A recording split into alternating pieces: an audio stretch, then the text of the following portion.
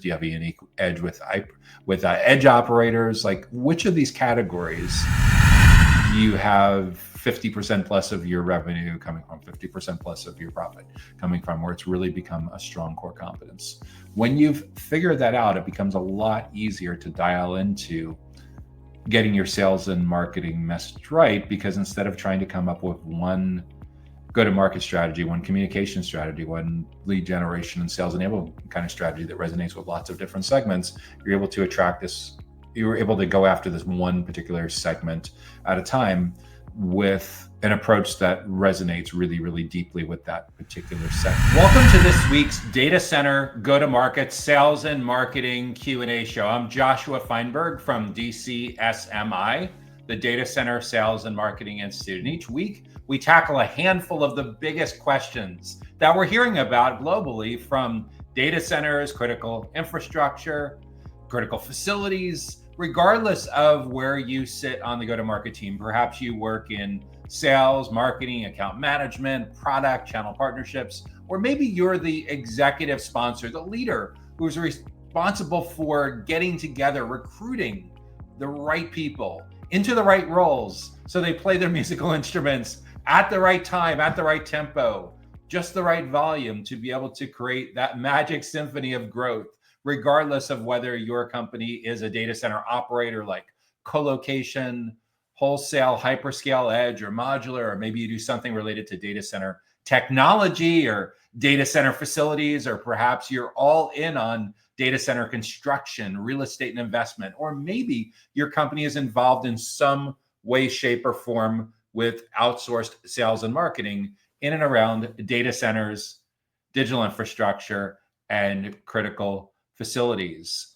If this is the first time that you're joining us for Data Center Go-to-Market Sales and Marketing Q&A, welcome. We're thrilled to have you with us. If you are a frequent flyer, if you've been with us before, welcome back. We're thrilled to have you with us as well. If you want to make sure that you get notified about upcoming educational and events and resources just like this, be sure to subscribe to the Data Center Sales and Marketing newsletter that comes to your email inbox on Sundays. You can sign up for free on our website at www.dcsmi.com. So what is on the agenda for this week's show? First up, we're going to talk about how a major co-location data center operator attracts new logos. After that, we'll turn our attention to how a sustainable, modular, and scalable edge data center provider can improve its marketing. After that, we'll shift our attention to how a data center infrastructure, VC, venture capital investment firm, finds early adopters for new technologies. That'll put us right at the halfway point, and we'll take a real quick break at that point for a message from our sponsor. And in the second half of this week's Data Center Go-to-Market Sales and Marketing Q&A show, we'll talk about hyperscale operators, and in particular, how hyperscale data center operators effectively acquire clients.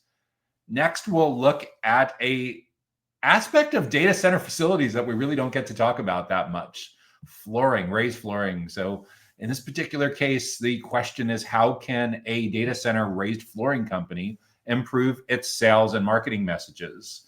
And as we head down the home stretch on this week's show, our final topic that we'll look at this week is how a data center digital marketing and communications agency can build data center community awareness. If you have an idea for a topic or a question or a challenge that you think that we should address on an upcoming show, be sure to leave that in the comments on whatever platform that you like to watch from. And without any further delay, let's jump into this week's first question. What do we got? By the way, before we get too far into this week's show, if you're watching live, please let us know in the comments where you're joining us from and what you do in the data center industry.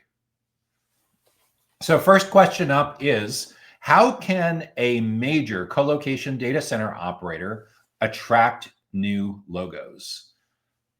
So your company is a colo operator, and you're a major colo operator, meaning that when you look at like ranking lists, whether it's by revenue, whether it's by employee headcount, whether it's by the amount of square footage or square meters under management, or most often, whether it's by the megawatts. If you're considered a major colocation operator, how would you go about attracting new logos? That's a fantastic question, because major colocation operators have a different way of attracting net new clients, net new enterprise clients, than mid-size and certainly smaller data center operators. So when you think about the logos that you're likely looking for as a chief revenue officer or senior vice president of sales or chief commercial officer or something like that for a major colocation operator, probably at this point a major global colocation operator who does business in multiple countries, when it comes to attracting net new logos, you probably have a pretty well-defined idea of where you want those logos to be coming from. For large companies, this may be talked about somewhat at the board level, especially for really large, significant logo kinds of accounts. For like mid-sized clients, again, it depends on what the revenue concentration is. It depends on how many megawatts they're taking. It depends on how much square footage they're taking. Depends on how high profile they are. Depends on whether you can talk about the fact that you have that client as a logo, because we know among huge parts of the data center ecosystem, you can have them as a client, but your lips are sealed about your ability to talk about them. So as long as you have the ability to talk about the fact that they are a logo client, the fact that they are leasing space from you, then they're likely up on your website. Their logo is on your website. And perhaps it's in other places like sales decks and similar kinds of marketing and sales collateral points.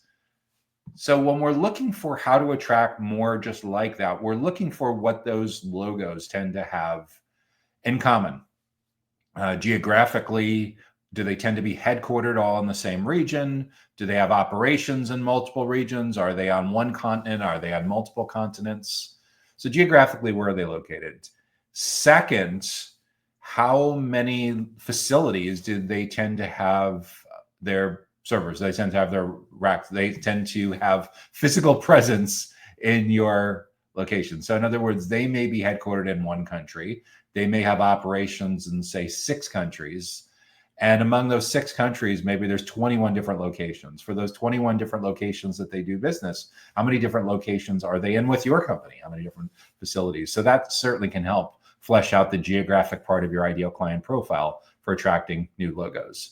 Next is, what's the size? Like, with having product market fit and go to market fit, you for sure know the amount of revenue that they're generating for you, the amount of power that they're consuming, the amount of space that they're taking up, that they're leasing. However, this is the big however, at some point to look at where you've been most successful and turn that over to your VP of sales and your sales directors for actionable plans, you're going to want to normalize that for the kinds of parameters, the kinds of specs that someone can put into a prospecting database. Like, to keep it super simple, let's just say we're talking about LinkedIn Sales Navigator. There's no magic filter on LinkedIn Sales Navigator for square footage or megawatts of power that's consumed, but there is a very, very accessible filter parameter that you can use to narrow down your searches by headcount, by amount of employees in this company. And as it turns out, LinkedIn isn't unique. Most of the prospecting databases that you'd have subscriptions to would also normalize around number of employees, amount of headcount. So when it comes to your ideal client profile and looking for new logos, what's too small and what's too big? When it comes to logos for a lot of major data center operators, there more than likely is not an upper limit where you're putting a ceiling on it and saying, hey, they're so big that we just can't solve what they're looking for today. That is for sure a reality with a lot of smaller colocation operators that have just a handful of locations, or may just be 1 or 2 locations where they're owner operated. It's a few dozen employees. So it makes sense a lot of times in that kind of context where they say, hey, we're outside of our comfort zone if the company is bigger than 5,000 employees or bigger than 1,000 employees or something like that. For a major colocation operator, it's actually the opposite scenario. You may actually be in your most comfort zone when they're huge, when they're 10,000 plus employees. So it's more a matter of, for a major colo operator, is your sign-up process, is your onboarding process, or your unit economics such that really any size company can come to you, even if they just need a piece of a rack. If they're just putting a couple servers in your facility, or do you have minimums for the minimum lease size, for the minimum that they can contract with you for? And if that's the case, you likely over time have developed an idea that says, hey, look, we'd like to work with small companies, but our version of a small company is they need to have at least 50 employees, or they need to have at least 200 employees or something like that. So that would put a floor on even if there's no ceiling, that would put a floor on the minimum size they need to be to afford your minimums relative to your ideal client profile. The third part of your ideal client profile for a major colo operator maybe certain industries where you do better than others. And for major colocation operators, it's very likely that you've invested in all or nearly all of the most popular certifications, accreditations, compliance requirements in all of the geographic markets where you're located in, but you may not. So if there are certain credentials that you have that make you ideally suited in various regions and various locations for certain kinds of industries, for sure, that should be included in your ideal client profile in your ICP. If conversely, there's a couple of industries that you really can't work with because you have not achieved that credentialing, that should also be listed in your ideal client profile as an exclusion. And that for sure will come up when you're doing your filtering criteria in your prospect databases. If you're running ads in something like LinkedIn Ads, LinkedIn Campaign Manager, for sure, it will factor very largely in placing drop-down lists in your lead generation forms, where both the inclusions and the exclusions are there, and the inclusions gets priority and the exclusions gets disqualified for all intents and purposes. And that same industry plus geography plus company size is something that you'll almost certainly use in your CRM and your customer relationship management system and your email marketing and your marketing tech and your sales tech across the board to determine who's qualified, who's unqualified, whether you route to sales immediately, whether you send them back for nurturing, or a little bit of spread around a couple of different areas. The other big place where that preferable industries versus unpreferable industries tends to come up with your ideal client profile is when you're planning your website copywriting.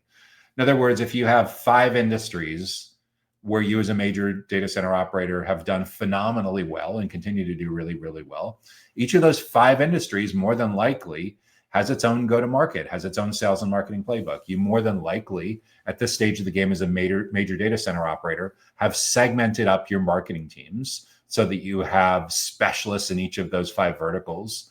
Say, for argument's sake, maybe it's like manufacturing, telecommunications, hospitality, financial services, healthcare, government, something like that. So you hire account executives, account managers, sales development reps, marketers that have hyper specialized expertise in those verticals and in those industries. So you have talent. And then the next step is each of those likely gets a minimum of its own website page on your core website, on your main top and bottom navigation. It likely has its own set of lead generation funnels, lead generation premium content offers for the full journey. It likely has its own webinar series, may have its own podcast. For sure, that ICP, that ideal client profile, dictates how much real estate certain industries, certain kinds of buyers get on your homepage. It's for certain impacts not only the website copywriting, but product marketing, sales enablement, email marketing, social media strategy, events, online events like webinars and streams and virtual events, as well as offline events. It plays huge roles in what you choose to do with segmenting and pursuing these logos. Now, at a high level, because you mentioned that you're from a major colocation operator, you have a huge advantage that sales and marketing folks from mid-size and smaller operators just simply don't have. you can lean on your company's brand, meaning that when you have a presence at a major conference, or when you send out an email marketing campaign, or you run ads or put up social media posts, it's far more likely that a huge amount of your addressable market, your ideal client profile, already has heard of your company, is already familiar with your brand. And in a perfect world, most of the people that have heard of your brand will have a favorable impression of your brand, as opposed to the opposite or somewhere in the middle. But that said, as a major colocation operator, that's a major competitive advantage that you have. That said, there could be some places where you may not be as strong, like being flexible, being agile, with a average to mid-sized client, having direct access to your CEO and CTO, like literally having their mobile numbers if something goes wrong, where it's probably not very likely if you have hundreds or thousands of colocation clients as a major colo. So there's definitely advantages and disadvantages that you have that helps you attract new logos.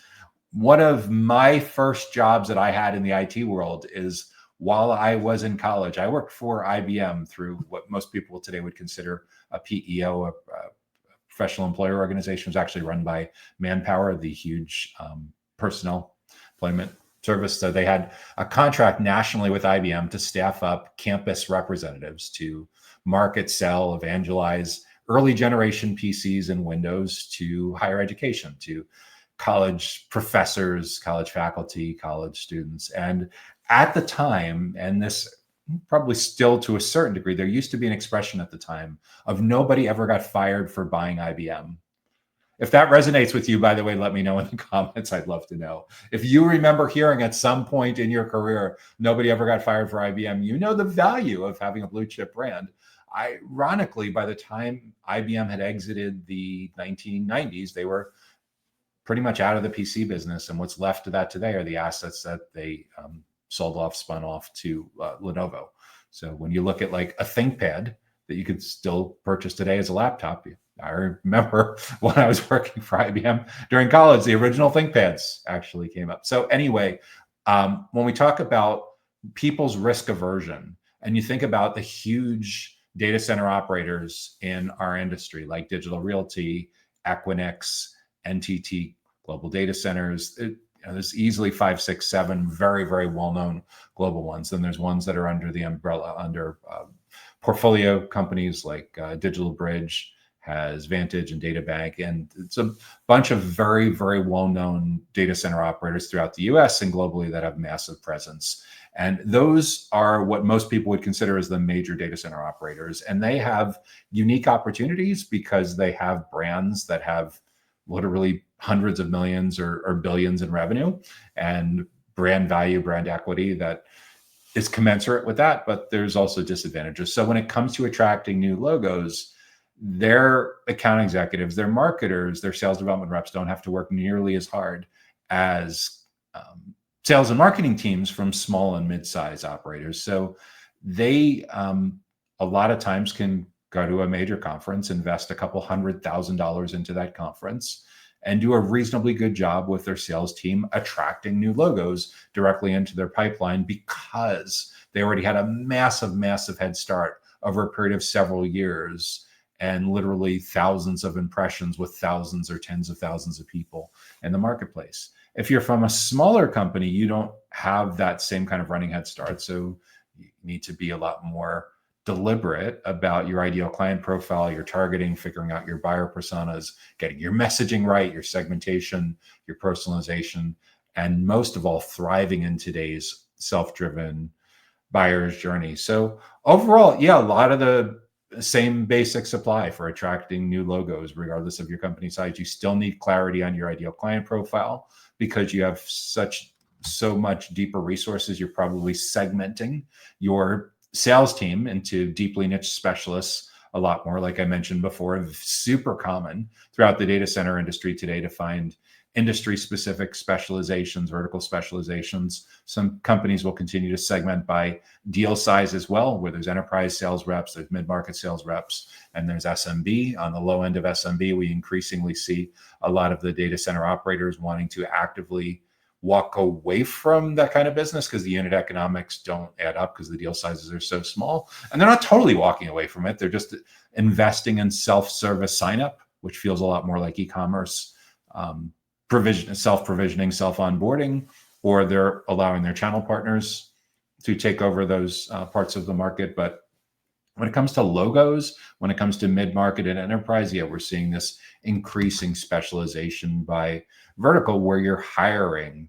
people that come into those roles already having deep expertise and a deep network of professional relationships that they built up throughout their course of their career. So not only do they have that deep institutional knowledge in those relationships, but they can enter that kind of conversation not from being seen as a vendor, a colocation vendor. They're seen a lot more like a consultant, a subject matter expert, a trusted advisor, a teacher who can provide unique insights to their prospects and clients about how other companies similar to that prospect or that client have approached figuring out digital infrastructure goals, digital infrastructure challenges that align with investing in a relationship with a colocation operator. So yeah, it's still the ideal client profile. It's still figuring out the buyer personas. It's still understanding, once you prioritize the buyer personas, who's got the strongest economic impact, what the biggest goals and challenges that are going on in their world, how you can create all of your digital client-facing content and events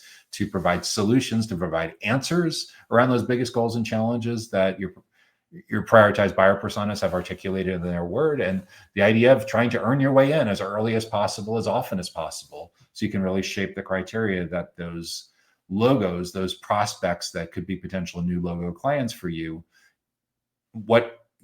how they're going to decide what they're ultimately going to do with solving this technology, solving this business, solving this infrastructure related problem. That's a leading indicator that they're going to be in market for colocation in the coming weeks or in the coming months. So yes, it's different for a major colocation operator because your brand is so much more well-known than a much smaller colocation operator.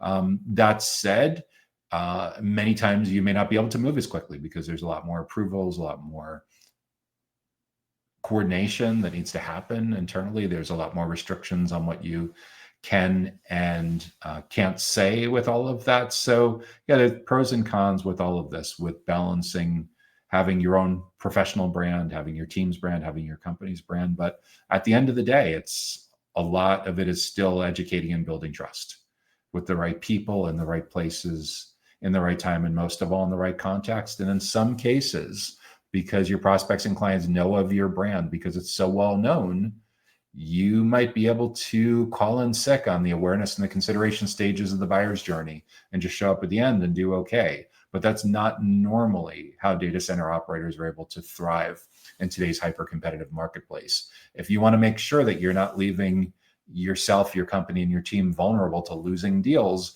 it is incredibly important that you figure out a way to be involved in that full journey. And in most cases, it's getting out of the vendor box and having you and your team be seen a lot more like experts, a lot more like trusted advisors. So your most important personas are highly motivated to want to spend a lot of time with you throughout their full journey. So yeah, I'm sure you're still going to invest aggressively in golf tournaments and cocktail parties and swag and a whole bunch of really expensive branding that may or may not have any impact whatsoever on return on investment. And you can afford to do that as a major colocation operator because you have a lot of resources at your disposal. But at the end of the day, when you're talking about selling to skeptical, cynical, highly technical, highly educated IT decision makers, they want that self-driven journey. They want to be in the driver's seat, and we have to work extra hard to earn our way back in to be seen as teachers and consultants. And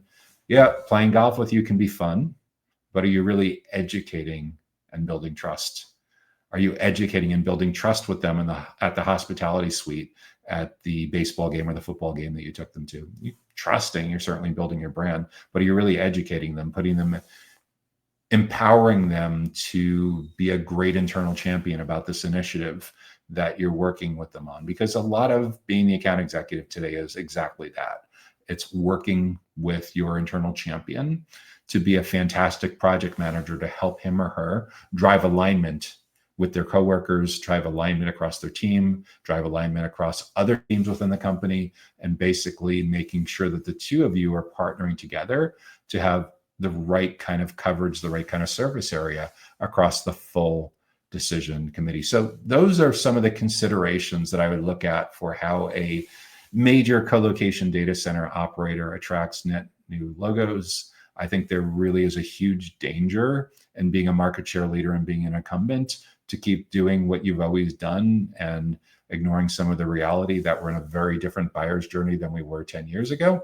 And for a while, you may be able to get away with that, but just understand that you're hungrier, more aggressive, more nimble, more agile competitors coming from mid-size and smaller colocation operators are likely moving faster and even more aggressively about trying to be seen as teachers and consultants and subject matter experts and trusted advisors. They're reacting a lot more quickly to the understanding that 83% of the typical journey now happens without you in the room. And yeah, for a while, if you work for one of the major data center operators, you may be able to ignore a little bit of that, but at some point there for sure is a vulnerability, because there are companies, when they see a logo from a company like yours, react positively. A lot of people, probably many of the people, will react positively, and there'll be some people that have had negative experiences with the major data center operators and have a never again kind of mindset where they go to the other extreme, where they want a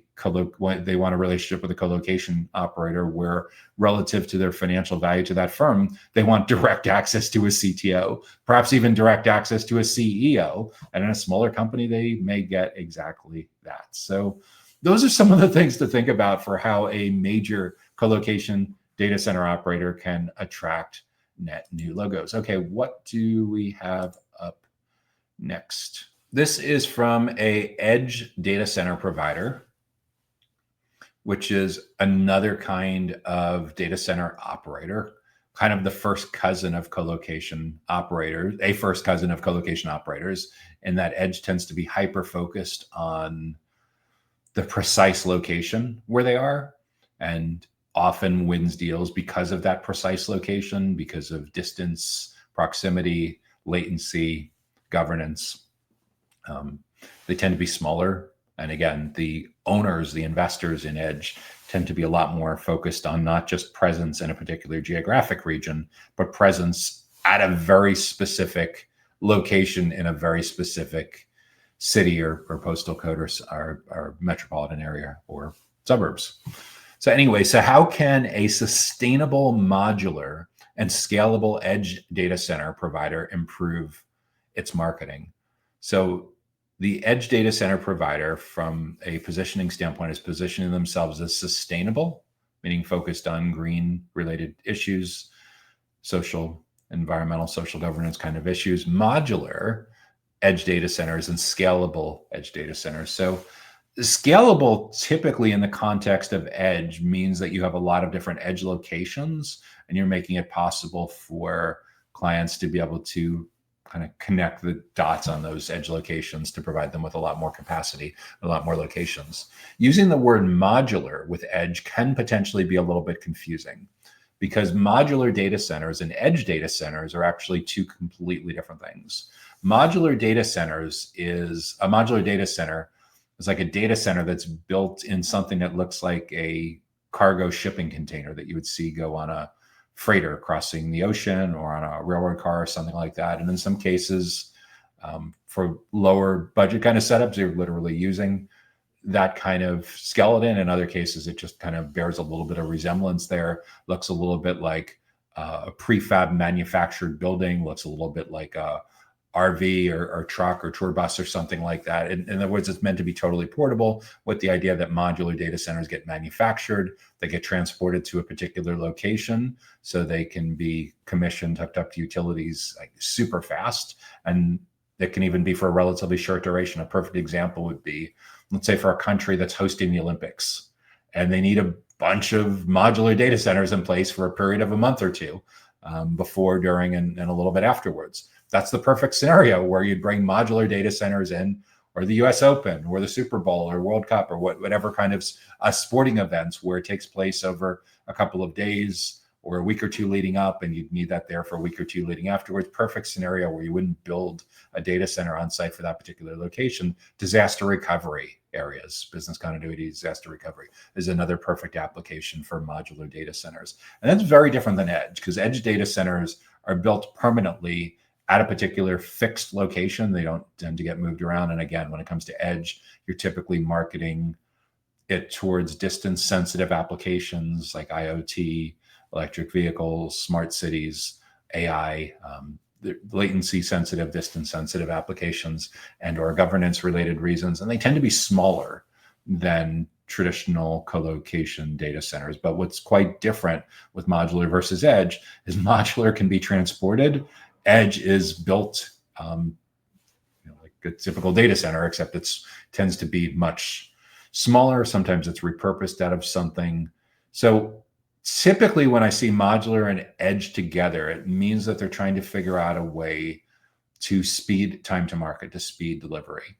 I talked to someone on the podcast a couple of weeks ago who was using the word modular in the context of data centers that were powered by hydrogen fuel cells as an alternate fuel source.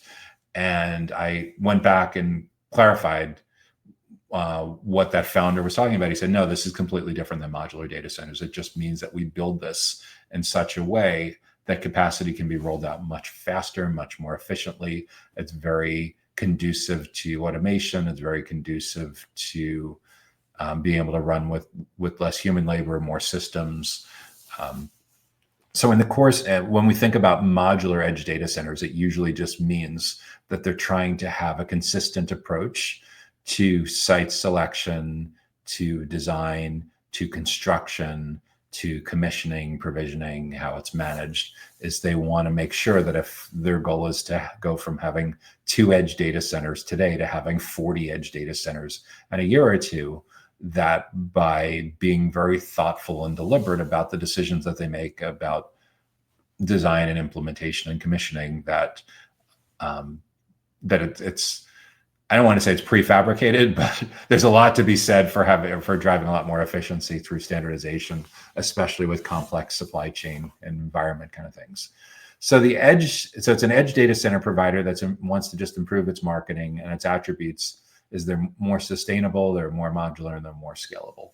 So in terms of marketing, at the end of the day, we have to have a good feel for where you've been successful with these edge data centers. And like I've mentioned a few times, usually the buyers tend to be focused on a specific application where your precise location is incredibly important. In some cases, it is for governance reasons, but your marketing playbook, your go-to-market strategy will look a lot like any other part of being a data center operator, where you're trying to figure out what kind of clients are best suited for this based on the kind of clients that you've worked with in the past. In other words, you're looking for pattern recognition, muscle memory, so you can look at your existing happiest, most profitable clients that are sitting in your CRM system for your edge data center locations and say, oh, this is really interesting.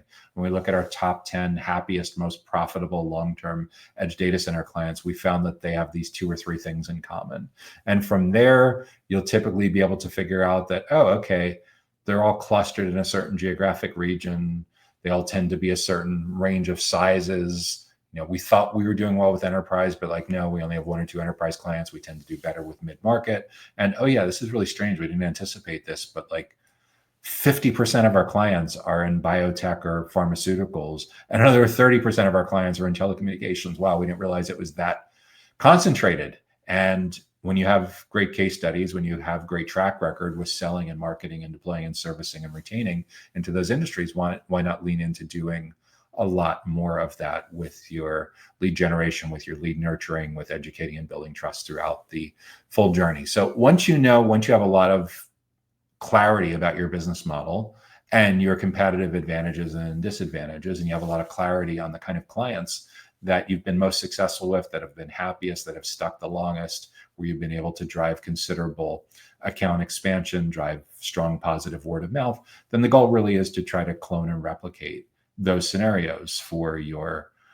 top of funnel, middle of the funnel, bottom of the funnel throughout that full journey. So geographically figure out where they're located, how big or small their companies are, and certain industries where you've done better than others. And then from there, within those accounts, who are the people that have been most influential, have the greatest economic impact on whether you move forward or whether the deal stalls out and stays with you the longest. So your most important economic stakeholder, we'll call him or her the primary buyer persona. The second most important, third most important could be your secondary and tertiary buyer persona. And for each of those personas, we need to get into what's going on in their worlds. What's going on a day in the life of that particular person. So we need strong consensus on what their biggest five or six biggest goals are that they're working on professionally. These are things that would likely show up in job descriptions, that they'd be tracking in their objectives and key results and their OKRs. They're things that they just talk about all the time because that's essentially what they're focused on trying to achieve individually, among their team, and as a company. And then the flip side of the goals is the other side of the coin are the challenges. What are they struggling with the most? What's driving them nuts? What's stressing them out to no end? What are those 5 or 6 biggest stressors that are directly or indirectly related to someone that needs digital infrastructure? That it could be a leading indicator that they're going to be in market for edge data center capacity in the coming days, in the coming weeks, and in the coming months. And the better job you do of understanding those 10 or 12 leading indicators, like a handful of different goals, a handful of different challenges, and understanding those specifically in their own words, the better job you can do with having marketing and having copywriting and having branding that really, really resonates with what is top of mind for that most important kind of stakeholder. And then you repeat the same research exercise with the same customer insight gathering exercise with your secondary, potentially your tertiary buyer persona. In the case of edge data centers, if you're selling to smaller companies, you may be trying to get all the way to like a CTO or a VP of digital infrastructure, network engineering. If you're selling to larger companies, you'll have a more granular kind of set of personas to build out. It's super common among data center operators, even edge, where you'll have relationships with channel partners like managed service providers, MSPs, network integrators, IT consultancies, perhaps master agents. You may even have relationships with real estate agents. And each of these segments cares about different issues. And when you get the consensus on that, that should be largely what is driving a lot of your marketing, your lead generation, your lead nurturing, your educating and building trust initiatives and priorities around each of those segments. Because what you've discovered for that CTO, what you've discovered for that channel partner, what you've discovered for that VP of IT infrastructure, whatever it is, their words should drive what you decide to do for the headline on the website page. That's just for that particular segment. What you talk about in the first couple of paragraphs and in the bullet points for that particular segment.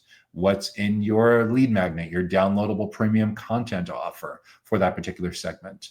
What topics, what titles that you decide to focus on for the events, the educational events that you're going to host for each of those buyer personas, one segment at a time, regardless of whether we're talking about virtual events like webinars and live streams and online summits, whether we're talking about in-person events like breakfast seminars, lunch and learns, and things like that, or all of the above. That client centricity, that customer centricity is incredibly important, because at the end of the day, for you to thrive in the self-driven buyer's journey, where nearly all of the researching and comparing options and evaluating pricing for edge computing now happens without you in the room, we need to figure out a way for you and your marketing team and your sales team to get in early and to get in often, to earn a seat on their side of the table. And the best way to do it is we got to get you out of the vendor box, and we got to keep you out of the vendor box.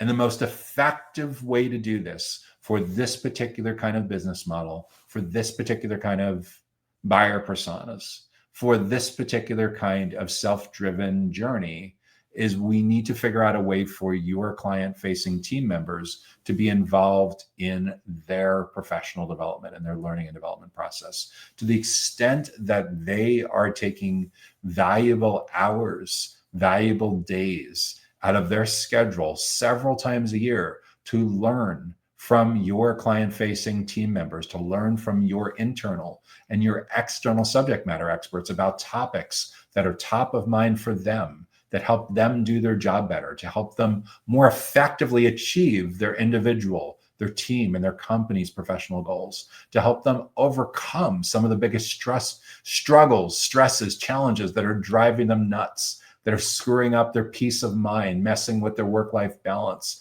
taking away their ability to unplug and have true vacations. To the extent that you are able to, on an ongoing basis, like once a month, invite them to come learn from your experts, magical things will happen with driving lead generation, with driving alignment across multiple stakeholders from that same company, and starting to not only be able to identify all the different pieces of the decision committee, but one by one drive alignment across multiple stakeholders from that company's decision committee in their formative stages, when it's early enough to still have a massive impact on the criteria that they establish for what they're ultimately going to do to select what their direction they're going in for edge computing early and often. And when you do that really, really well, you stay on the short list.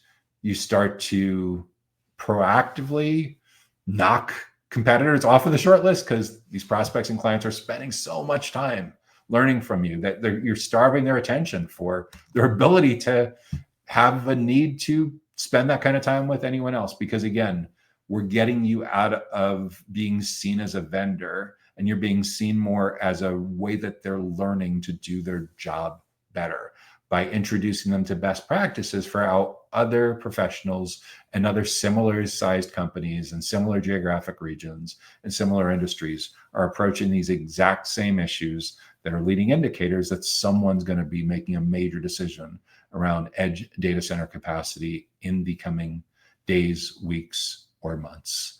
So that's what I'd be thinking about for how a sustainable, modular, and scalable edge data center provider can improve its marketing. Okay, what do we got up next? By the way, if you're getting good value from this week's Data Center Go-to-Market Sales and Marketing Q&A show, make sure that you hit the like button to help spread the word, share the love, and let others know about this resource.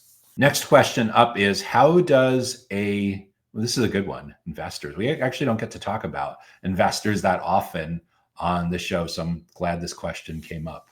How does a data center infrastructure VC, venture capital investment firm, find early adopters for new technologies? How does a data center infrastructure VC firm, venture capital investment firm, find early adopters for new technologies? That is a terrific question. And I think it's ones that people that have never worked for an early stage VC-backed company may not have ever seen or had experience with. So what's super interesting is when you think about venture capital firms, that they tend to get involved earlier than private equity firms would, but it's similar kind of idea. They take a strong vested interest in their portfolio company's success.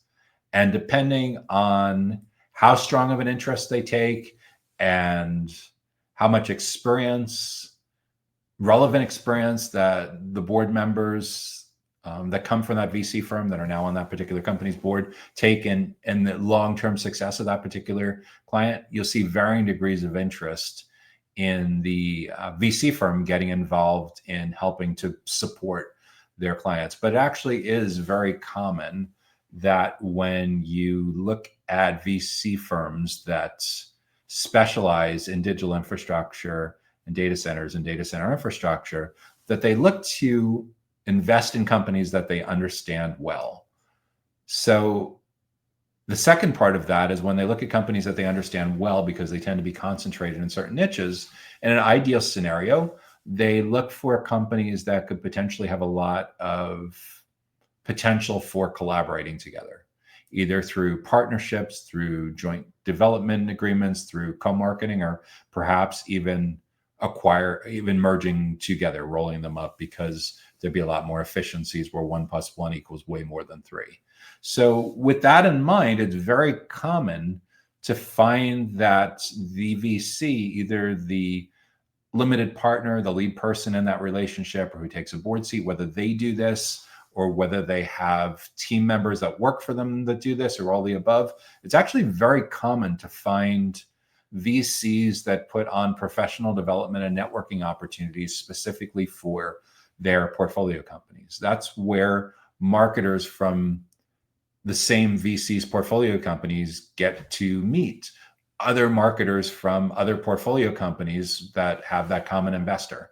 And same thing with sales professionals, same thing with CEOs, same thing with founders, because what they're trying to do is not only cross-pollinate sharing of ideas, they're trying to cross-pollinate common professional development, business development opportunities, planting the seeds for maybe these companies should be doing a lot more together and may actually end up getting married at some point in the future, merging the two companies together. So it's quite common to find that a limited partner in a VC firm will task someone that works for them with helping a little bit with business development, with at least going through employees, friends and family members of employees and professional connections of employees, and trying to facilitate introduction. So let's say, for example, that the limited partner, that lead partner on their account, has worked at 5 different companies over the last 15 years. And in aggregate across those 5 companies,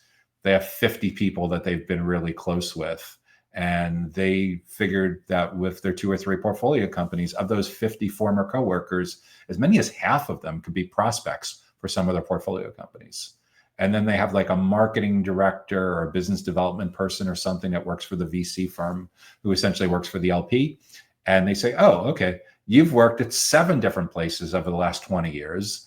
And among those 7 places, you have 35 former coworkers. How many of those coworkers could be a fantastic fit for some of their portfolio companies? So they're going through their personal connections, both from the folks that are on the board and people that work for that at the VC firm. And they're looking to see where they could facilitate introductions for potential early adopters of new technology. Because we know when it comes to early adopters, there's certain kinds of personas, there's certain kinds of stakeholders, IT professionals, that are warmer to that idea of being on the leading or bleeding edge than others. And there's others that are way more risk averse. As they've known people in their former jobs, they probably have a pretty good sense as the people that always want to be keeping up with and learning about new potential disruptive technology. So they'll facilitate personal introductions to that. In some cases as well, the VC firms will host not only events where there's chances for the members of portfolio companies to get to meet and mingle with and learn and grow with each other, but they'll actually host conferences where their portfolio companies will have booths and will have a chance to speak. And in a particular city, in a particular region, they'll invite and host a conference where there's common personas that would be interested in multiple companies that are within their portfolio. So let's say, for example, you have a VC firm that's invested in a DCSMI company, data center infrastructure management software. They've invested in a company that's doing IoT for facility managers, and they have a company that's doing something for robotics with managing data centers. So they have these 3 different companies, and they don't compete with each other. They're very complementary to each other. But what they all have in common is they all want to get in front of more data center managers, more data center facility managers, more CTOs of small to mid-sized colocation operators. So the portfolio manager says, great, well, instead of us giving, I don't know, for argument's sake, $250,000 a year or your local currency equivalent to each of those 3 companies, rather than us spending that $750,000 and you're all going your own separate ways, why don't we take half of that or a third of that, and we'll host a small conference in New York or London or Singapore or whatever, or we'll invite like 200 people that we think would be fantastically interested in this topic. It won't look like a traditional conference with multiple tracks. It'll be a single session kind of event where, you know, it's a single track event throughout the day. But this will give our portfolio companies a chance to put some of their smartest minds, their subject matter experts, in front of some hand-curated, hand-invited people from the technology community that could be interested in what they're doing with infrastructure management software, what they're doing with robotics, what they're doing with IoT, among their 3 different kinds of portfolio companies. So it's a little bit of show and tell, a lot of educating and building trust, positioning as thought leaders. So these are some of the ways in which a VC firm that's specializing, a venture capital firm that's specializing in data center infrastructure, could take a strong interest in helping its portfolio companies find early adopters for new technologies. There's word of mouth. There's hosting in-person events. They could host virtual events. They could host podcast interviews. They could do all of the above. But many, many times when founders pick the right VC to partner with, and it should be a mutual process where the founders are picking the VC just as much as the VCs are picking the founders. When there's a really good match and everyone's interests are aligned in the same general direction, it is very, very common to find the limited partners, to find the venture capital firm that's super interested in facilitating these introductions and lead generation and positioning kind of opportunities for not just one of their portfolio companies, but multiple portfolio companies that share common, that have basically total addressable market, TAM, ideal client profile, ICP overlap, and share some common personas where it would really, really behoove these companies to build some common pipeline together.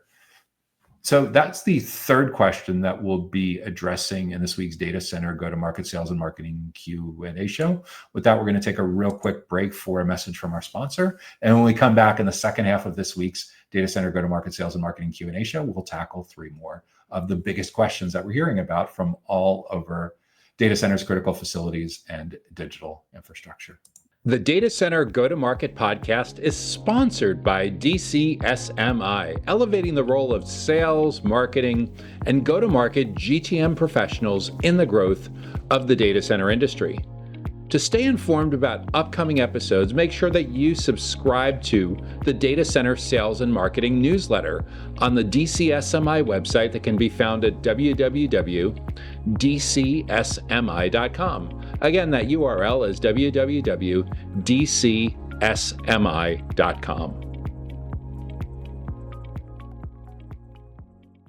Hey there, it's Joshua Feinberg from DCSMI, the Data Center Sales and Marketing Institute, and you're watching our weekly live show, the Data Center Go-to-Market Sales and Marketing Q&A.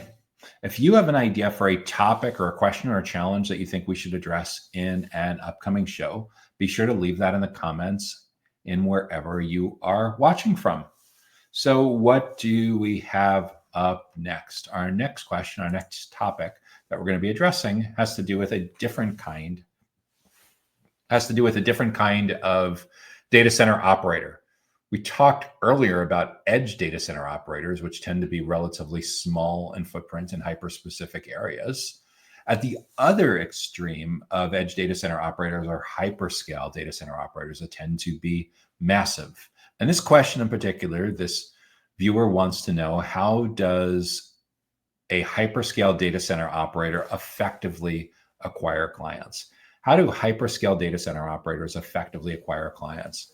And that is a fantastic question, because the context of being a hyperscale data center operator is quite different than being just a colocation operator or edge or modular or wholesale. It's probably has more in common with being a wholesale data center operator, data center developer than some of the other categories. But what's unique about hyperscale is you're typically selling huge deals. You're typically selling huge amounts of square footage, square meters, and power. And in some cases, you're selling this deal in such a large block that you end up with like a single tenant as opposed to multi-tenant, where like one blue chip, one anchor tenant takes the entire facility or takes multiple buildings on a campus. So with that in mind, what you tend to find is for these large hyperscale deals, because the companies tend to be considerably larger, that have deep enough pockets to be able to invest in this kind of infrastructure, which in most cases, in most markets, are 7 or 8 figure investments or your local currency equivalent.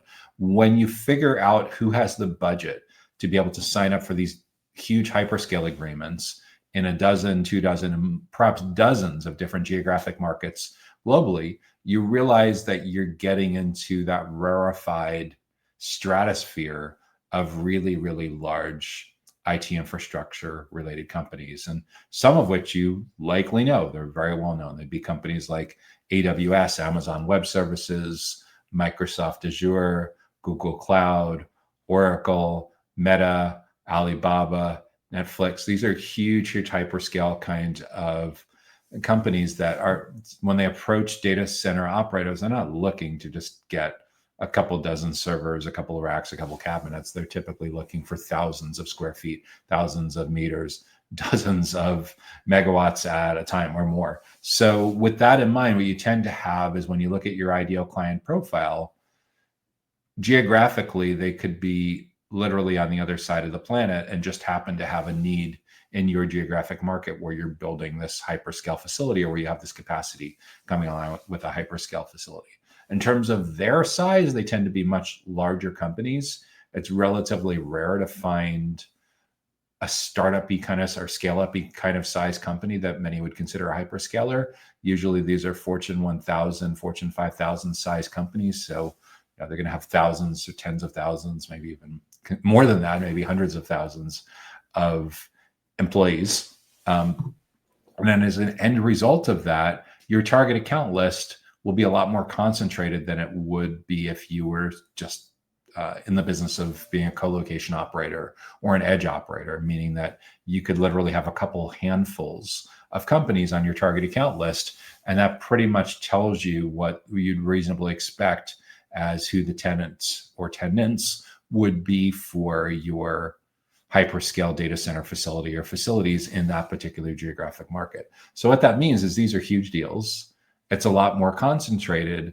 And as a result, the good part is your unit economics are so outrageously high that you can afford to invest in a lot of marketing and sales, client acquisition investments that would never be profitable to do for selling SMB, small and medium-sized business colocation deals, or small and medium-sized or even mid-market kind of edge computing deals. Because hyperscale, again, these are massive. So what does that mean in practice? This is where you see companies that are selling hyperscale deals go and have a major splash at national and global conferences. And by major splash, they're spending hundreds of thousands of dollars, euros, whatever the local currency equivalent is, by not just taking a booth, but by bringing in 5, 10, 15 people from your team, sponsoring an epic cocktail party, one night, sponsoring a massive golf tournament, ridiculous amounts of money being spent on swag, no stone left unturned. So that you can afford to do those kinds of things.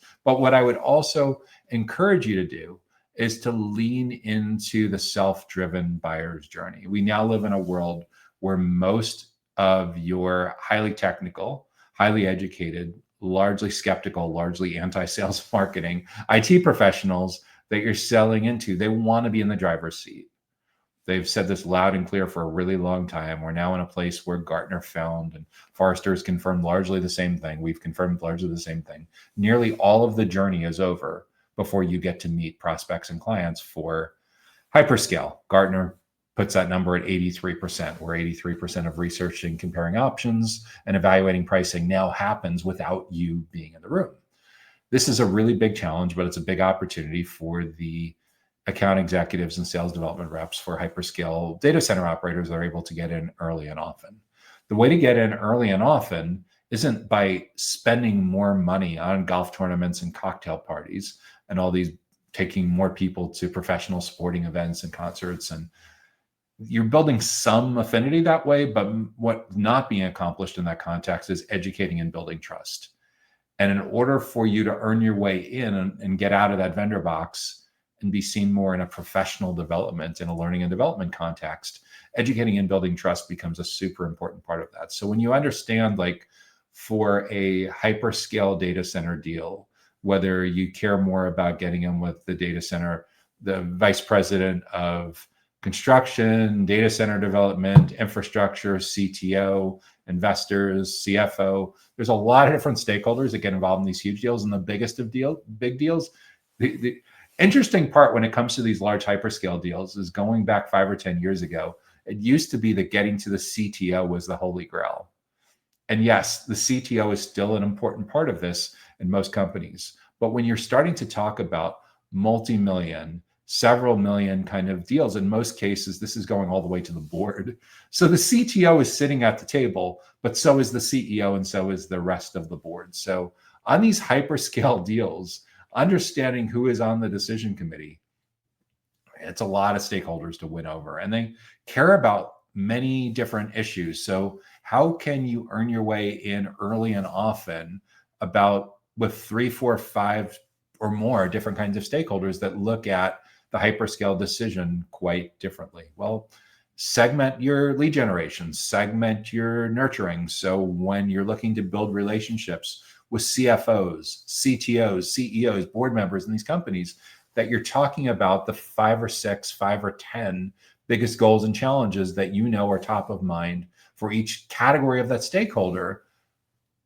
That's a leading indicator that they're going to be in market for hyperscale in the near future, in the coming weeks or in the coming months. Getting in early, getting in often is largely a function of providing unique value to them, hyper relevant value that they just can't get anywhere else. And in most cases, in this huge enterprise context, to be successful with that, you're almost certainly going to need one or more people on your internal team who are subject matter experts for that particular buyer persona. So, CFOs want to talk to other CFOs, CTOs want to talk to other CTOs, board members want to talk to other board members. And the closer you are to that precise context, where there's a reasonable geographic match, where there's a reasonable industry match, where there's a reasonable company size match, the more they're interested in being able to register, participate in these educational opportunities. Because the goal is early and often. You want the value to be so high that these stakeholders are not only motivated to attend, but they're motivated to bring multiple people from their team along with them. And they're motivated to keep coming back and learning from you to the point where it becomes a no-brainer that you have some of the smartest people on the planet when it comes to being a hyperscale operator. In other words, they are shifting a significant amount of their professional development and learning development for these topics to learning from your company. When you do that, you're not only on the short list, you stay on the short list throughout the full journey. You get unique insights about what's really going on inside of these companies, because they don't see you as a vendor anymore. They see you as a teacher and they see you as an expert. And in many cases, the competitive options start to drop off the short list because they're just getting so much value from your company that there's really they're not going to be able to get that comparable kind of vibe, positioning kind of relationship with others. So if you have internal subject matter experts that line up well with this, great. If not, look to your channel partners, look to some vendors, look to some other companies you have relationships with where you could bring them in and moderate panels, guest speakers, what have you. But at the end of the day, the goal is to understand who the different 2, 3, 4 different kinds of stakeholders are and invest in building very deep roots with that individual and providing so much value that they're highly motivated to bring multiple team members along with them. So when it comes to acquiring clients, understand where you've been most successful in the past, geographically, what sizes, what industries, what stakeholders have been most receptive to your offer, your value proposition, your positioning, your unique competitive advantages, and then lean into figuring out to get a way to get in early and often within each of those segments. So by the time they're at that last 5%, 10% of their journey, and they're truly in market, that you have planted the seeds so deep that it's nearly impossible for other competitive forces to derail that deal from happening. And your context of how you do this will vary depending on your size and their size and your business model and your unique competitive advantages and how much of a mature established market you're in versus a emerging market. There's a lot of different factors that come into play.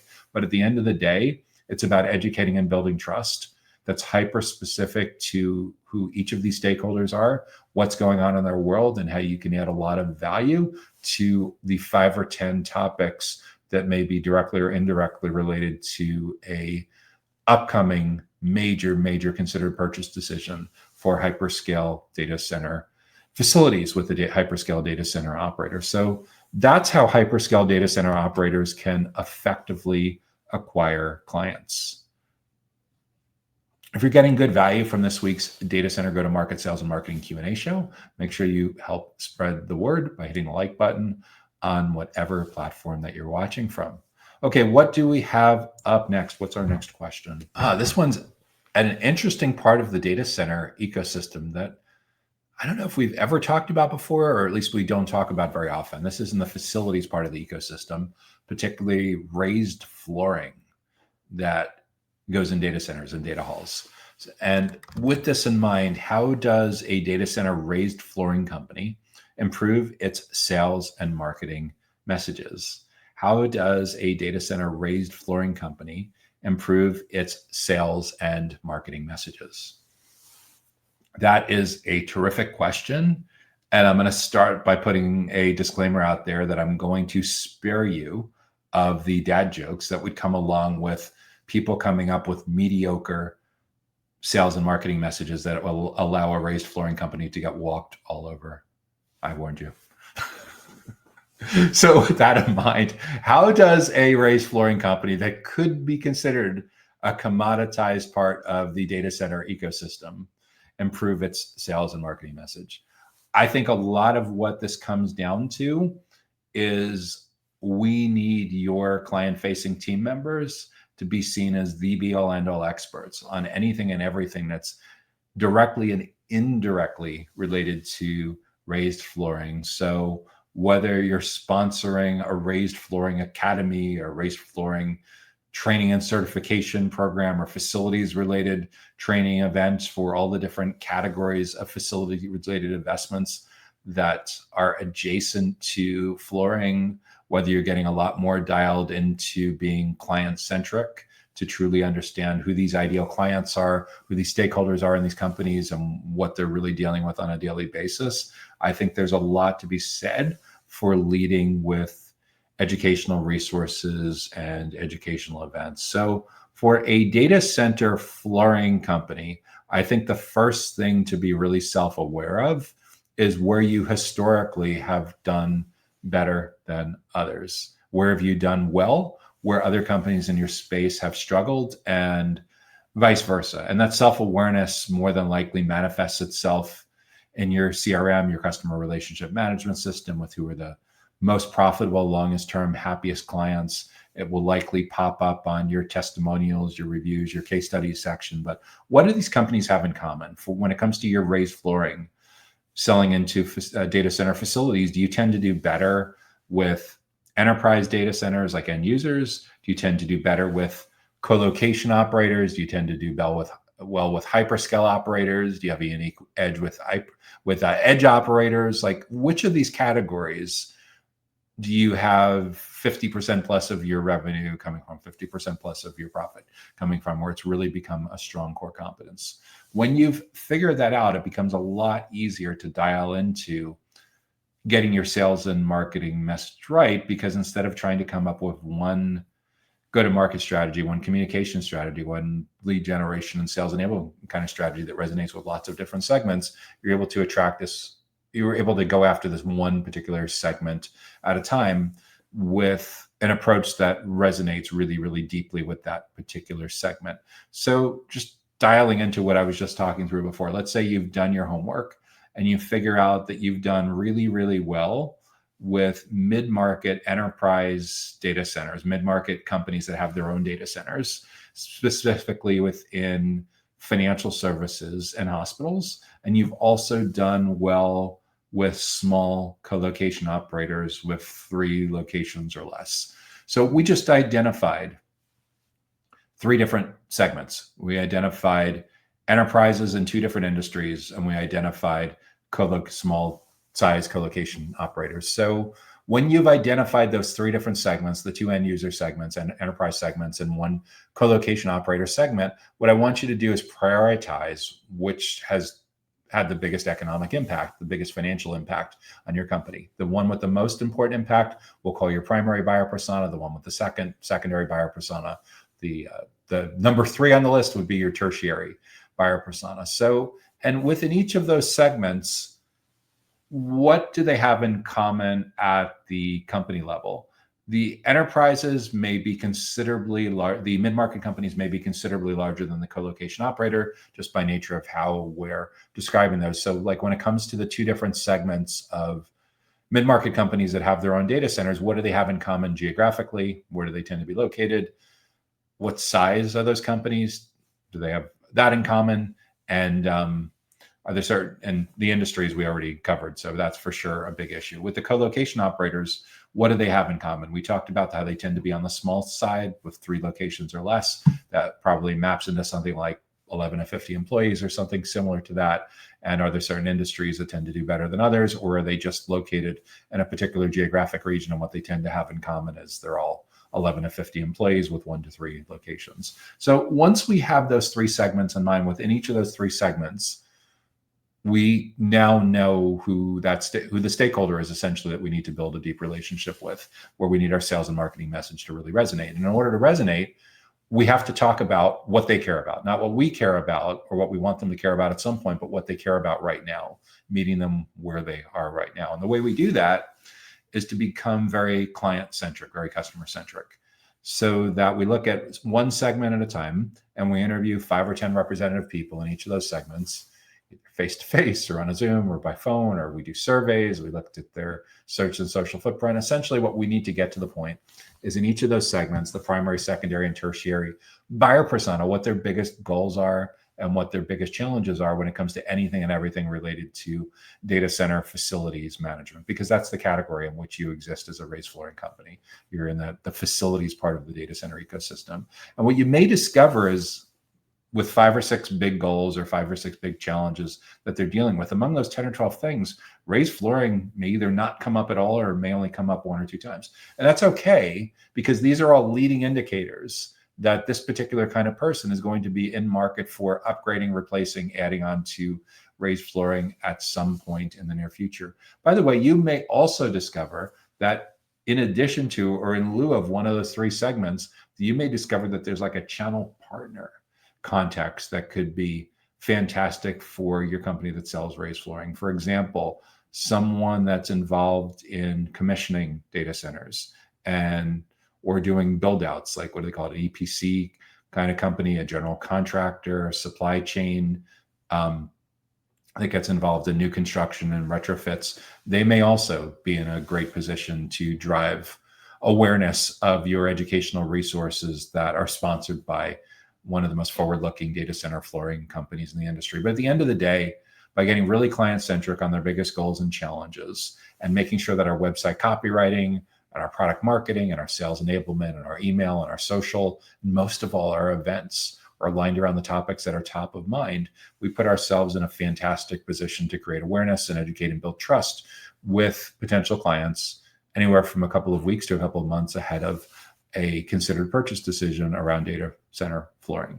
And as I alluded to at the beginning of answering this question as well, it's very possible that you find fantastic co-marketing opportunities, like for joint events, joint podcasts, joint webinars with other marketing and sales professionals in adjacent categories that all sell to the same kind of mid-market mid-market companies with their own data centers, or smaller co-location operators, or data center general contractors. Again, you're all trying to get awareness in front of that same kind of company. And who would some of those adjacent categories be to raised flooring? I don't know. At DCSMI, we catalog about a dozen different companies that are involved in various aspects of facilities management. So we look at commissioning and decommissioning companies, power and cooling companies, physical security companies, the infrastructure part of management, electricity, be more on the power side, plumbing. There's a lot of different kinds of companies that interact with data center facilities managers that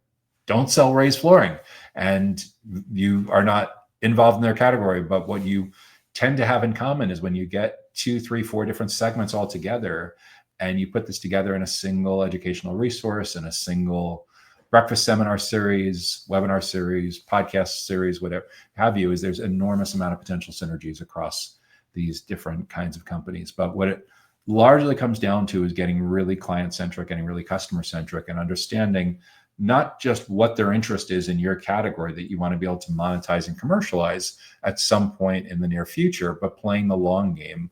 What does it take to get in early, and what does it take to get in there often, by figuring out a way for you and your client-facing team members to have significant surface area, significant footprint in their full buyer journey in whatever project that they're working on that's a leading indicator that they're going to be making a decision around data center flooring in the coming weeks or in the coming months. So that's the general idea of what I would focus on if you're trying to improve the relevancy, to improve the value, to improve the pulling power, the effectiveness of your sales and marketing messages for a company that is in data center raised flooring. Is lead with education, lead with building trust. So by the time they're at that final stage of the journey, you already have done wonders to build up the know, like, and trust.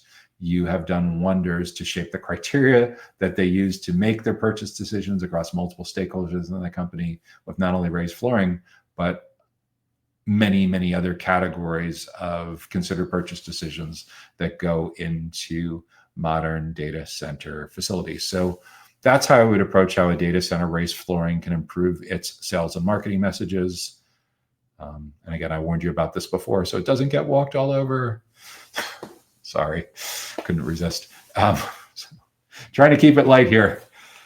Okay, so that brings us to our final question for the data center go-to-market sales and marketing Q&A show. By the way, again, if you have a topic or challenge or stress that you're dealing with in your company that you think would be a prime topic for an upcoming episode, be sure to leave that in the comments wherever you're watching, and we'll add that to the consideration queue for an upcoming episode. Okay, final question is, this is interesting. This is a segment of the data center ecosystem that we really also don't get to talk about very often. This is in the outsourced sales and marketing part of the data center industry. So just to review again for context, we at DCSMI, we segment the data center industry into the data center operators, data center technology companies, data center facilities related companies. We put data center construction, real estate, and investment together because they're so closely joined at the hip for segment number 4. And segment number 5 is outsourced sales and marketing. And outsourced sales and marketing are like agencies, outsourced sales consultancies, media companies, events companies. We actually consider recruiters a really important part of outsourced sales and marketing as well. Training in many cases can be part of that, although usually the training anchors a little more closely with facilities and technology. Brokers, not real estate brokers, but more like full-time channel partners or consulting firms that are paid primarily through revenue share, through channel partner commissions. We definitely like manufacturers, reps, distributors, are also for sure a huge part of the outsourced sales and marketing ecosystem within data centers, critical facilities, and digital infrastructure. So this particular question is about marketing and communications agency, probably pretty similar like what most people would consider a PR agency. So how does a data center digital marketing and communications agency build data center community awareness? How does a data center digital marketing and communications agency build data center community awareness? Yeah, it's a fantastic question. So I'm going to answer it 2 different ways. The first way is how they're actually doing this and how I would recommend doing this a little bit differently. So a data center digital marketing communications agency is typically providing outsourced marketing and PR and communications related services to clients throughout the data center ecosystem as an extension of their internal marketing team. So usually, and when it comes to like being a marketing agency or communications agency, there's all different sizes, all the way from like freelancers, like one-person micro agencies, to huge agencies with hundreds or even in some cases thousands of employees. The agencies that tend to be most specialized in data centers, critical facilities, and digital infrastructure tend to be more small to mid-size. I don't have perfect data on it, but anecdotally, what I tell you is most of these firms are usually a few dozen employees. Maybe some of the larger ones are closing in on like 100 plus employees. But what you tend to find is that most of the firms that deeply specialize in this niche are usually going to be in the double digits in terms of number of employees, like somewhere between 11 and 50, or maybe up to 80 or 100 employees before they hit the point where there's a lot of inefficiencies that come up with getting to that next level or having to turn away a lot of smaller clients because your minimums go up so much. So within that context, how are they building community awareness? Most of the agencies that are in the space are building community awareness because they're very deeply embedded in the data center conference ecosystem. And by very deeply embedded, in most cases, a lot of companies in that category are marketing partners, media sponsors, media partners of major data center conferences. And the way that typically works is the marketing agency, the communications, the PR agency is bartering services for exposure. So a lot of times what this means is they're willing to do email blasts to their prospects and their clients lists to promote an upcoming event. What's even more valuable to the big media and events companies is in many cases, the owners, the principals of these marketing communications agencies have massive pull with the executives of these companies to influence where these companies choose to attend, speak at, and exhibit.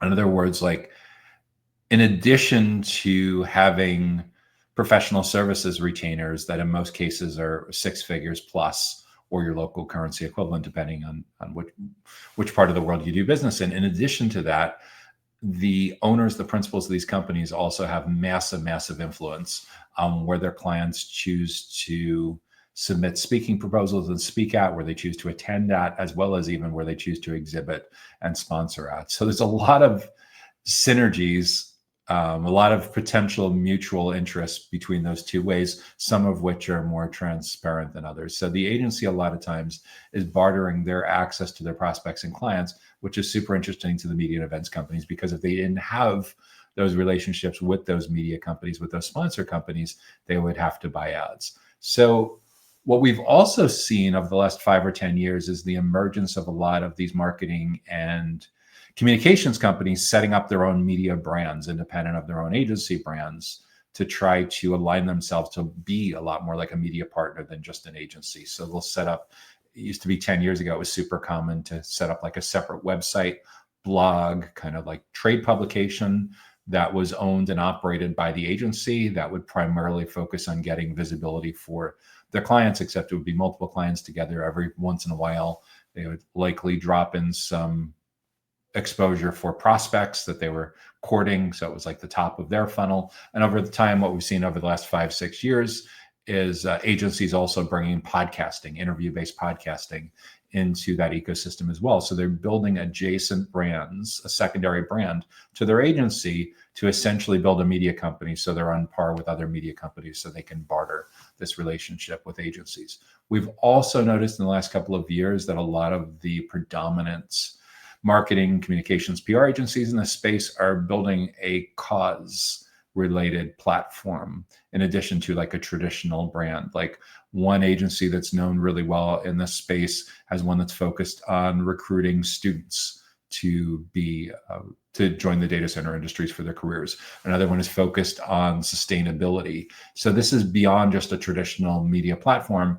It's a cause, it's a mission, and it's one in which they find a relatively, I don't know if it's an easy time getting their clients to rally around, but certainly they find like-minded people are like, oh yeah, for sure. We want to protect the future of this industry by getting young people to see these career opportunities as fun and exciting and lucrative in the future. Oh yeah, for sure. We want to protect the planet from imploding and the whole industry from imploding by focusing on more sustainable data centers. So yeah, you see this emergence of these co-marketing media sponsor relationships. You see the setting up of separate brands that started as blogs like 10 years ago and now have morphed into more podcasting and some webinars that put them on par with like a smaller version of a larger, more dedicated media company. And then you see these cause-related type of approaches. So that's for sure. Those are 3 big ways that agencies are building data center community awareness. And like, as I mentioned, when I started answering this question, that's what I observe is actually going on. Where I think there's some holes, where I think there's some gaps in that strategy for these companies to grow a lot more aggressively, is a lot of these mid-size PR marketing communications agencies are very dependent on top of funnel, middle of funnel coming from these relationships that they have with conferences. And it's not just the sponsorships, it's that a lot of the services, the professional services that they're selling to the media companies, that they're selling to their clients, are about gaining access, their clients gaining access to potentially lucrative, scarce speaking opportunities at these conferences and visibility opportunities on these companies' blogs, podcasts, newsletters, what have you. So it's not so much that that some of the media companies are setting up an environment where there's like editorial earned and pay to play, but in a lot of ways, the marketing and communications and PR agencies kind of become like a service provider that's an extension to helping companies get more out of their data center conference ecosystem investment. Now, I'm not aware of any data center or market research firms that have come up with any concrete numbers on the massive amount of investment that happens globally with data center conferences. But we know there's dozens of major data center digital infrastructure critical facilities conferences globally, dozens of major ones, and there's hundreds of smaller ones. And the last time we asked the LLM tools for their opinion on this topic, the general idea, and this was as recently as a couple of weeks ago, is that there may be as much as $400 or $500 million a year, US or your local currency equivalent, being spent on data center industry conferences, like $500 million a year being spent on data center industry conferences. So to the extent that there's marketing agencies, PR agencies, communications agencies that are helping clients tap into that, this is a massive market. And just to put that in context, in that same query, we asked, okay, what else do people spend money on in the data center industry that's anywhere near that ballpark? And one of the things that came up was like UPSs, uninterruptible power supplies, battery backup units for standby power supplies. So I don't remember whether conferences was a little bigger or a little smaller than that, but just the idea that there's such a massive amount being spent on attending, exhibiting, sponsoring, speaking at, entertaining at these national and global conferences, that it rivals something in that category, like standby power solutions, battery backup solutions, UPSs, and data centers globally, that it's even in that same conversation set is insane. And I think that's a huge, huge part of the reason why the data center marketing agencies, PR agencies, communications are in demand, is because there are still a significant amount of hundreds or thousands of companies in this ecosystem that are not only looking for creating awareness in some of these walled garden ecosystems, but they're looking for validation. And when you're investing in sending multiple people from your company, and when you're earning some of these scarce speaking slots, whether they're solo speaking slots, keynotes, or shared in the context of a panel, or where you're exhibiting, essentially you're renting access to being under that brand halo for a certain period of time. If it's a 3-day conference, the renting of access under that brand halo peaks in its intensity in the 3 days of the conference.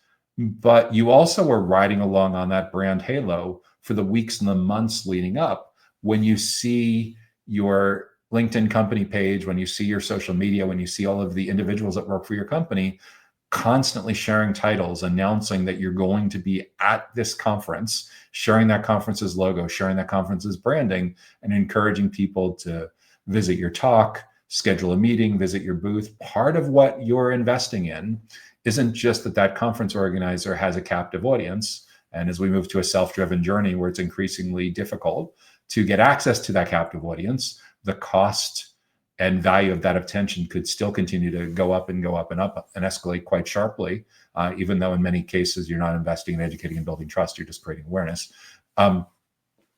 So there's that, you're renting access to that brand in the months and weeks leading off, and you're even getting a tail residual effect of that because of the FOMO kinds of posts that most people share that have a shelf life of usually, at least not only during the conference, but for several days, or in some cases, a couple of weeks after the event has taken place, where you're sharing your photos and everyone's looking like they're having a fantastic time, having drinks together, and you're mentioning all your friends that you were hanging out with and everything.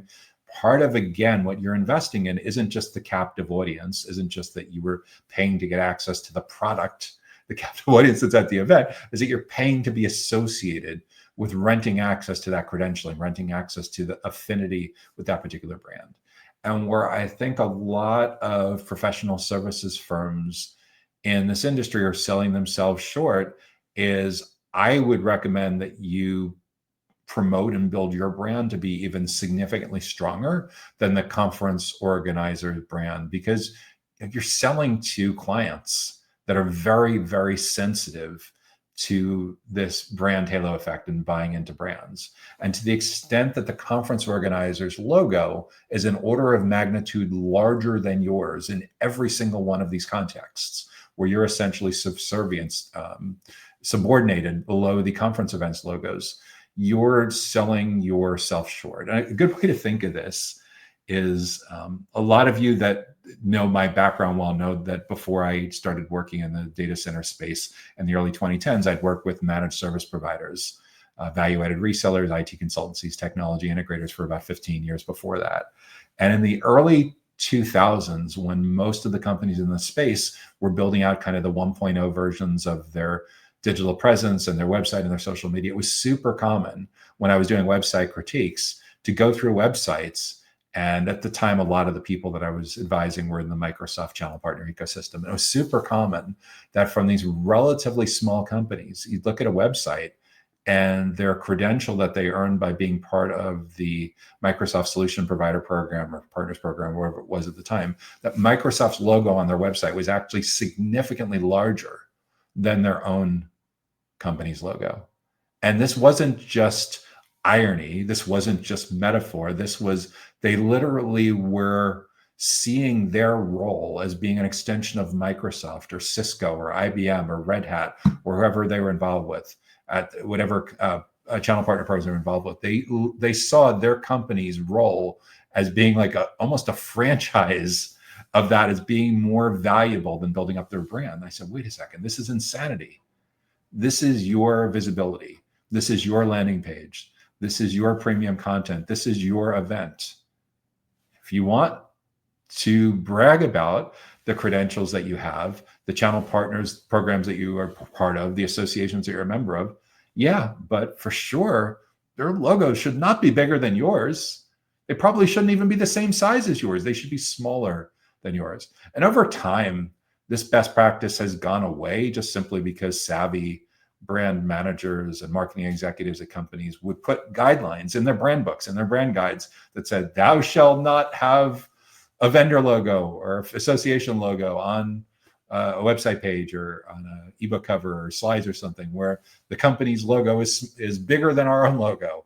People for sure pay attention to that kind of thing. But that was a very common thing that we saw happening in early generations of people building out their initial websites and social media and digital presence. And we don't see that manifesting itself quite as often anymore, but we see the residual version of that happening among agencies, PR agencies, marketing agencies, communications agencies, where I think they're over-investing in trying to ride along with, in the back seat or in the trunk or on the roof of someone else's brand, and not spending enough time building a bigger car or a bigger SUV or a bigger luxury van with their own logo on it, primarily focusing on their own logo and their own brand. And if you don't think this is an issue, why do people pay for monument signage in retail or offices? Why are companies that rent one floor in a 10-story office building obsessed with who gets to put the sign on the top floor as that particular company building?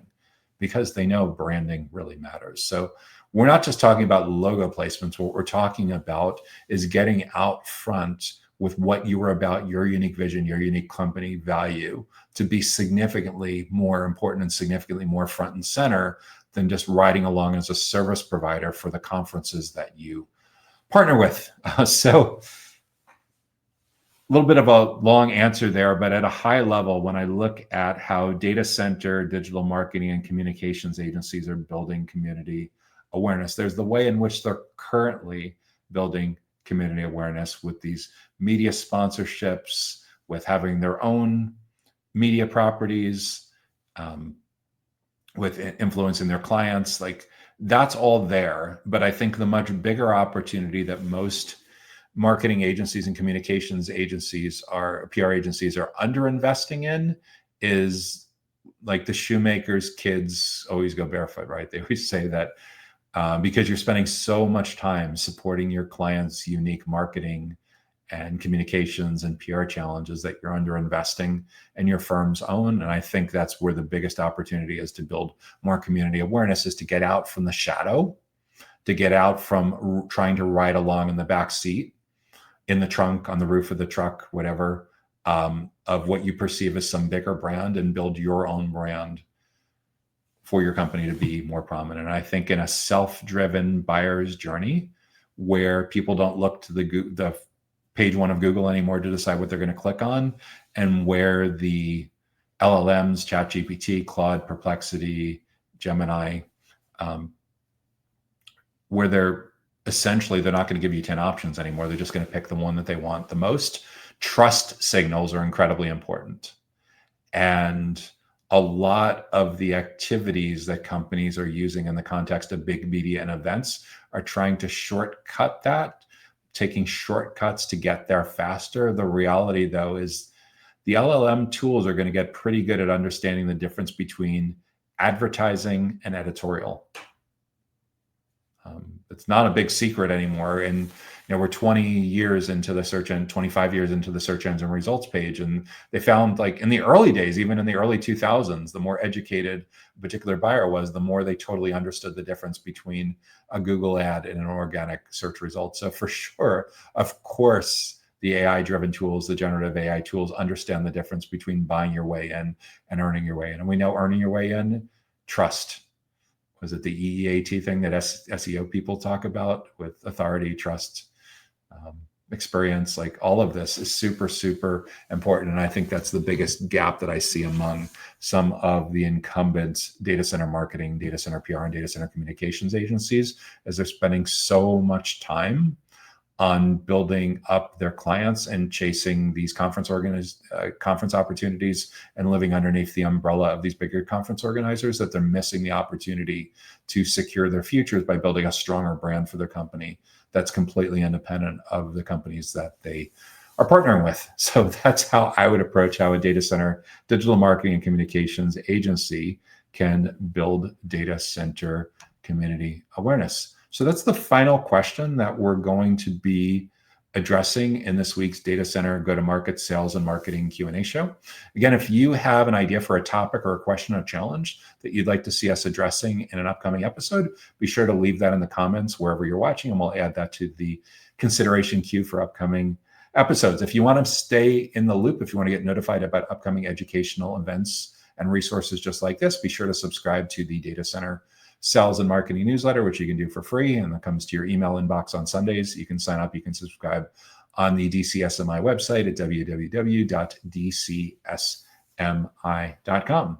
I'm Joshua Feinberg from DCSMI, the Data Center Sales and Marketing Institute, and host of the Data Center Go-to-Market podcast. If you and I are not currently connected on LinkedIn and you'd like to be sure to send me a connect invitation and just mention that you watch the Data Center Go-to-Market Sales and Marketing Q&A show, and I'd be happy to be a first-degree connection of yours. So that is our final question. That's this week's show. We look forward to seeing you back again next week, when we will address some of the biggest challenges that we're hearing about from all over the data center, critical facilities, and digital infrastructure ecosystem, from operators, from tech, from facilities companies, from construction, real estate, and investment companies, and even outsourced sales and marketing companies. So we wish you great success in growing your impact, your team's impact, and your company's impact in and around data centers, digital infrastructure, and critical facilities. Take care now.